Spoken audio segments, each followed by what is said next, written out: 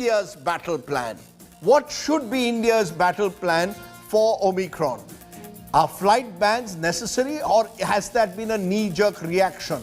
Will Omicron, as some fear, outrun Delta because of the number of mutations?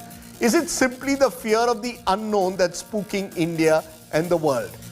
We spoke to Ashish Jha. Let's widen our debate because I'm joined by Dr. Sandeep Budiraja, Group Medical Director, Max Healthcare, Dr. Lancelot Pinto, epidemiologist based in Mumbai, Dr. Sudarshan Bala, Chairman Manipal Hospitals, joins me also.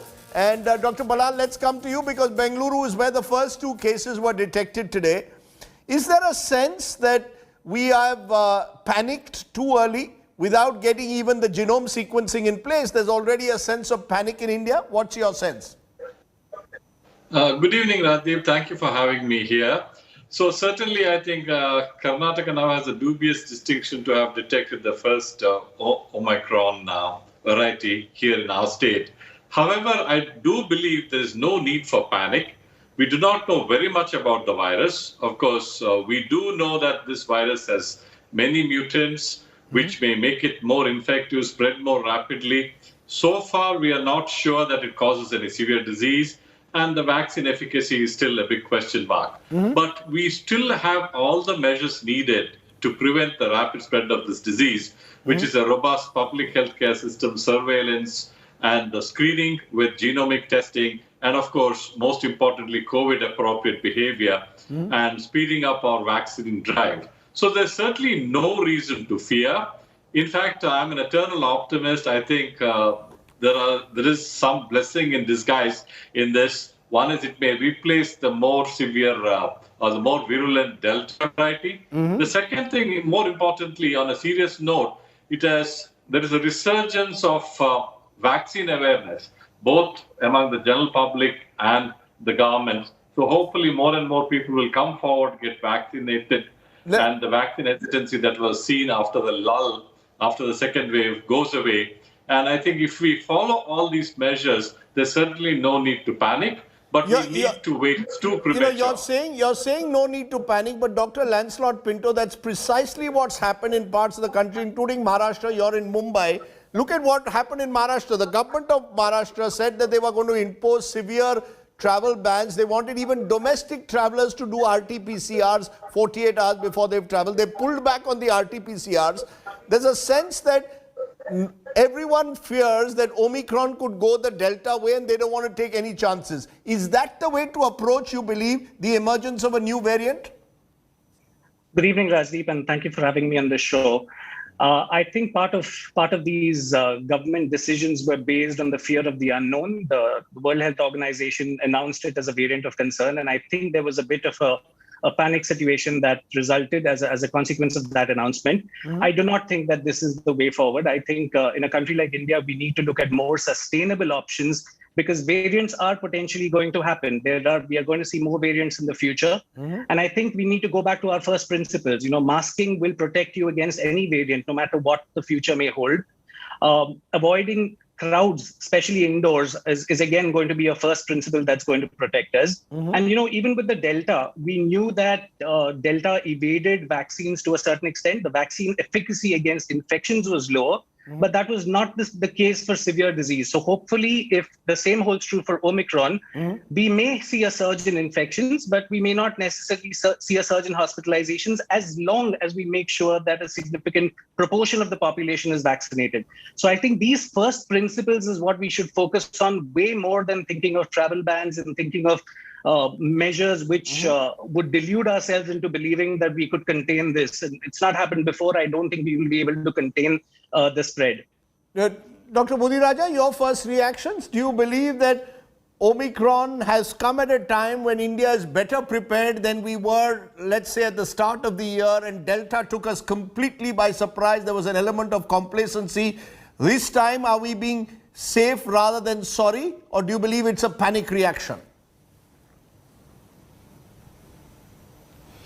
No, absolutely, Rajdeep. I think we as a nation are much better prepared this time than what we were during Delta.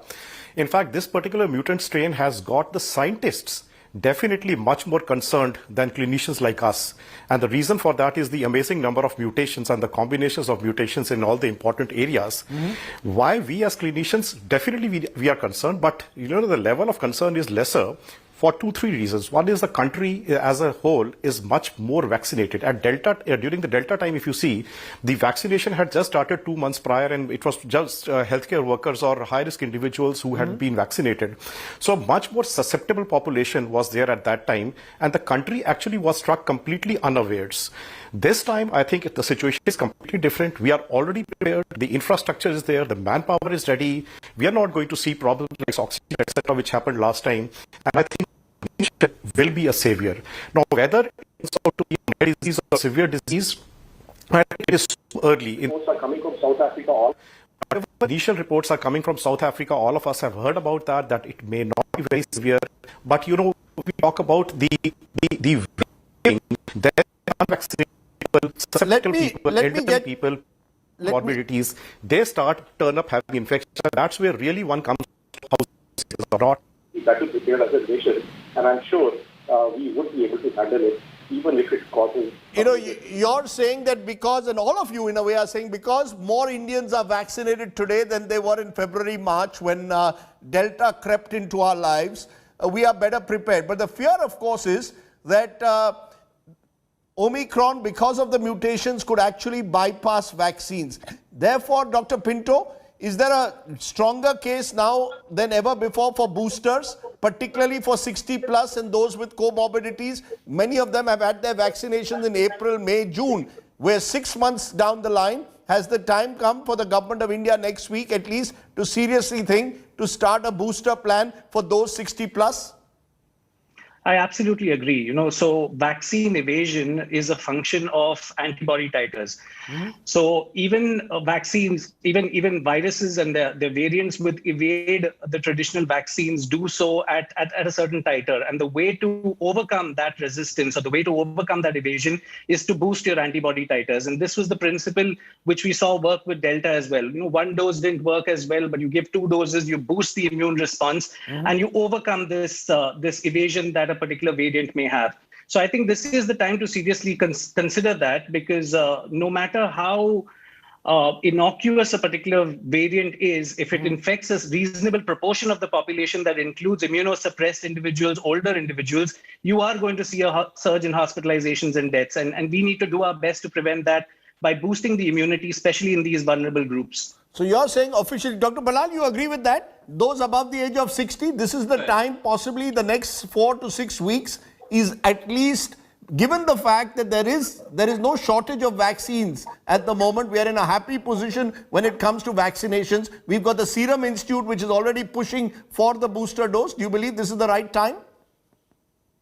Absolutely. I do believe that we should look at a booster dose, certainly for certain sections of the society, like the healthcare workers, frontline workers, and high-risk groups like the elderly, patients with immunocompromised states, so on and so forth. And we should also remember that the healthcare workers, frontline and high-risk groups took their vaccine almost 6 to 8 months ago, and their immunity would wane off. Now that we have demonstrated we have enough vaccines, enough personnel, enough infrastructure, we should go ahead and offer the 3rd dose, not at the cost of the 1st or the 2nd dose, but this should run parallelly with the others. One more thing I would like to mention, Rajdeep, which is in our favor, in India at least, is that we know from sero surveillance that a large number of people, far more than the number of people vaccinated, have antibodies in their system from a previous infection.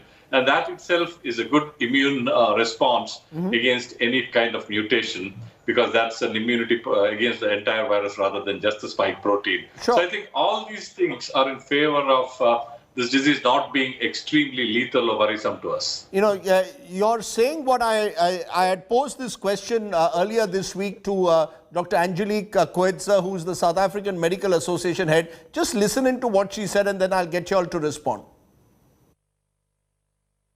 The world is spooked by this new strain, Omicron. As one of the first doctors to identify it in South Africa, what's your sense? Is it as fatal, as dangerous as is being suggested by some? The World Health Organization saying it carries severe risks?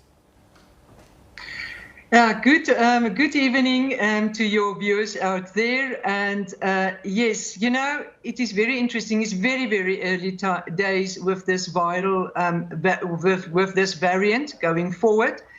So I think what one needs to understand, the fact that it's got the 30 plus mutations, that is what is, I think, scary to the world.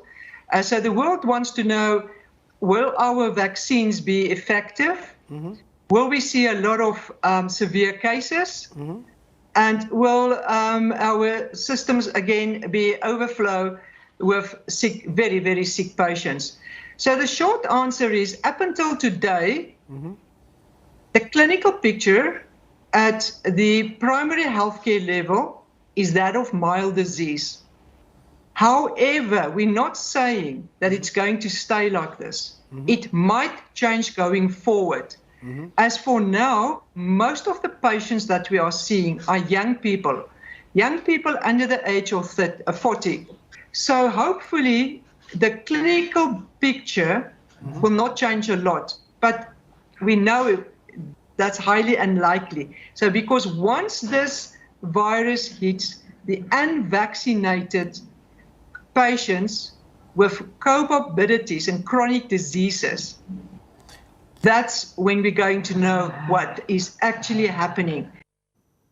Dr. Budiraja, what are hospitals like yours therefore planning over the next 2 weeks to a month? Are you planning to ramp up your vaccination drives that you have in your hospitals? What is it that when you say that we are much better prepared than we were in April, May ahead of Delta, apart from vaccinations, what assurances can you give your patients?